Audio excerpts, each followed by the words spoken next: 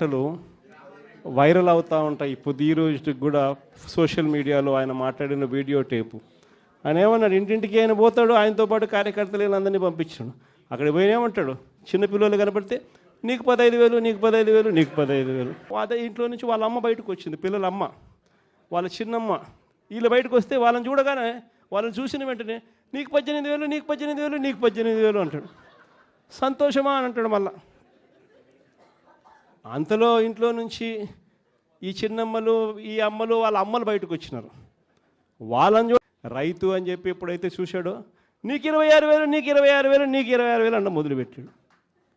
ఇలా మనం చెప్పిన దానికన్నా కూడా 3 ఇంతలు 4 ఇంతలు ఎక్కువగా ఇస్తాము అని చెప్పి ప్రతి ఇంటికి కూడా వీళ్ళు చెప్పిన మాటలు వీళ్ళను వెంటాడుతూనే ఉంటాయి. ఏ ఒక్కరింటికి వీళ్ళు వెళ్ళలేని పరిస్థితి రాష్ట్రంలో ఈరోజు నెలకొని ఉంది. ఒకవైపున ఇలాంటి రాజకీయ పరిస్థితులు ఒకవైపున ఉన్నాయి. మాట మీద నిలబడని రాజకీయ నాయకుడు ఈరోజు రాష్ట్రంలో ముఖ్యమంత్రి హోదాలో ఉన్నాడు. మాట ఇస్తే ఆ మాట తప్పడం కోసమే, ఆ మాట అంటే వెన్నుపోటు పొడవడమే అని చెప్పి డెఫినేషన్ ఇస్తూ రాజకీయాలు చేస్తూ ఉన్న వ్యక్తి ఈరోజు ముఖ్యమంత్రి స్థానంలో కూర్చొని ఉన్నాడు. మరోవైపు రాష్ట్రంలో ఏది కూడా పట్టించుకునే పరిస్థితి లేదు. ఈరోజు స్కూళ్ళన్నీ కూడా నిర్వీర్యమైపోయిన పరిస్థితి కనిపిస్తుంది. ఇంగ్లీష్ మీడియం బడులు గాలికి ఎగిరిపోయిన పరిస్థితులు. గోరుముద్ద అన్న పథకం ఈరోజు బడులకు పంపించే తల్లులకి ఈరోజు కనీసం పలకరించే పరిస్థితి కూడా లేని పరిస్థితిలో బడులు తయారయ్యాయి. మరోవైపున పేదవాడి వైద్యం గురించి కనీసం ఆలోచన చేసే పరిస్థితిలో కూడా ఈ ప్రభుత్వం లేదు. ఏ పేదవాడికైనా కూడా వైద్యం అవసరమైనప్పుడు ఆ పేదవాడికి ప్రభుత్వం తోడుగా ఉంది అన్న భరోసా ఇవ్వగలగడం ప్రభుత్వ కనీస బాధ్యత.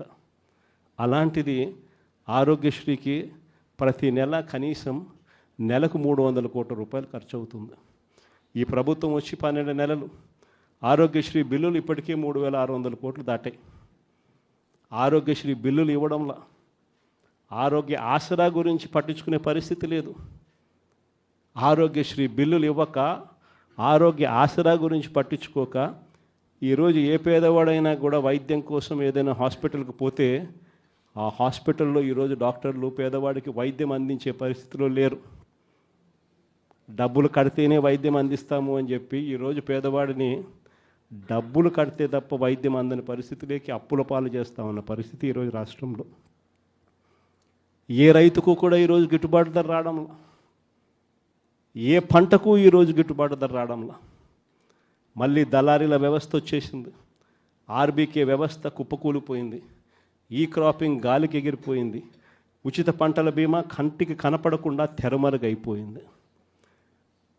పంటలు ఏదైనా వరదలు వచ్చినా, నష్టం వచ్చినా వెంటనే సీజన్ ముగిసేలోగానే ఆదుకునే ఇన్పుట్ సబ్సిడీ కార్యక్రమం సీజన్లు ముగుస్తూ ఉన్నా కూడా పట్టించుకొని లేని పరిస్థితి.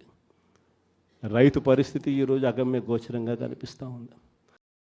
మరోవైపున మనం కట్టిన 17 కొత్త మెడికల్ కాలేజీలు, అందులో 5 మెడికల్ కాలేజీలు మనం ఉండగానే కమిషన్ కూడా చేసాం. కాలేజీలు మొదలయ్యాయి 5 కాలేజీలు. మిగిలిన కాలేజీలు వార్ ఫుటింగ్ బేసిస్ మీద పనులు జరుగుతూ ఉన్నాయి. ఈ పెద్ద మనిషి ముఖ్యమంత్రి అయ్యాడు. కాలేజీలు కట్టాల్సింది పోయి అమ్ముతానని చెప్పి ఈ మనిషి తయారయ్యాడు. పేదవాడికి మెడికల్ కాలేజీలు అందుబాటులో లేకపోతే ఆ డిస్ట్రిక్ట్ హెడ్ క్వార్టర్స్లో ఎప్పుడైనా ఒక మెడికల్ కాలేజ్ అందుబాటులో ఉంటే దాని అర్థం ఒక మల్టీ స్పెషాలిటీ హాస్పిటల్ అందుబాటులో ఉంది అని నిదర్శనం. ఆ హాస్పిటల్స్లో ఆ కాలేజీలు అక్కడ ఉంటే అసిస్టెంట్ ప్రొఫెసర్లు అందుబాటులో ఉంటారు. ఆ కాలేజీలో పనిచేసే స్టాఫ్, పోస్ట్ గ్రాడ్యుయేట్ స్టూడెంట్స్ వీళ్ళంతా కూడా అందుబాటులో ఉండే ఒక మల్టీ స్పెషాలిటీ హాస్పిటల్ ఆ డిస్ట్రిక్ట్లో పేదలకు అందుబాటులో ఉంటుంది.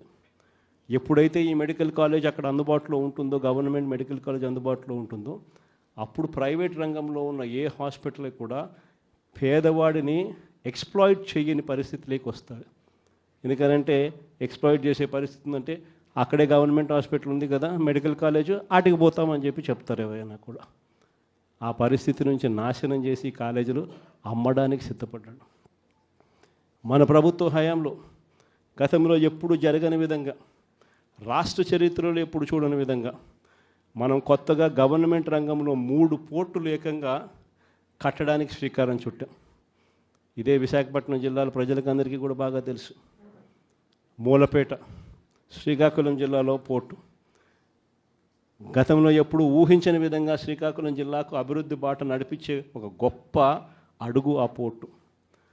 ఆ పోర్టులో అడుగులు వేసింది ఎప్పుడు అని అంటే మన ప్రభుత్వం వచ్చిన తర్వాతనే. అక్కడే మనం భూములు కొనుగోలు దగ్గర నుంచి, పర్మిషన్ తేవడం దగ్గర నుంచి, చివరికి ఆ పోర్టు ఇబ్బంది పడుకోకుండా ఫైనాన్షియల్ క్లోజర్ కూడా మనమే పూర్తిగా కంప్లీట్ చేసి ఏకంగా మనం 30% పనులు కూడా పూర్తి చేసే కార్యక్రమం మనం చేస్తే, చంద్రబాబు నాయుడు గారు ఇప్పుడు ఆ 3 పోర్ట్లను, గవర్నమెంట్ రంగంలో ఉన్న 3 పోర్ట్లను కమిషన్ల కోసం అమ్మడానికి ఈ పెద్ద మనిషి శ్రీకారం చుట్టాడు.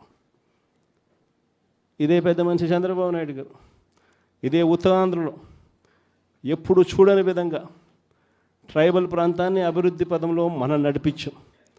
ట్రైబల్ ప్రాంతంలో ఒక ట్రైబల్ ఇంజనీరింగ్ కాలేజ్, ట్రైబల్ ప్రాంతంలో ఒక మెడికల్ కాలేజ్, ట్రైబల్ ప్రాంతంలో ఏకంగా 5 సూపర్ స్పెషాలిటీ హాస్పిటళ్ళు ఐటీడీఏ పరిధిలో, ఏకంగా సాలూరులో ఒక ట్రైబల్ యూనివర్సిటీ కూడా అడుగులు వేగంగా మనం ముందుకు వేయి చేస్తే ఈ పెద్ద మనిషి పూర్తిగా వాటి పనుల గురించి ఈరోజు పట్టించుకునే పరిస్థితులు ఎవడూ లేని పరిస్థితులు ఈరోజు ట్రైబల్ ప్రాంతం కనపడతా ఉంది.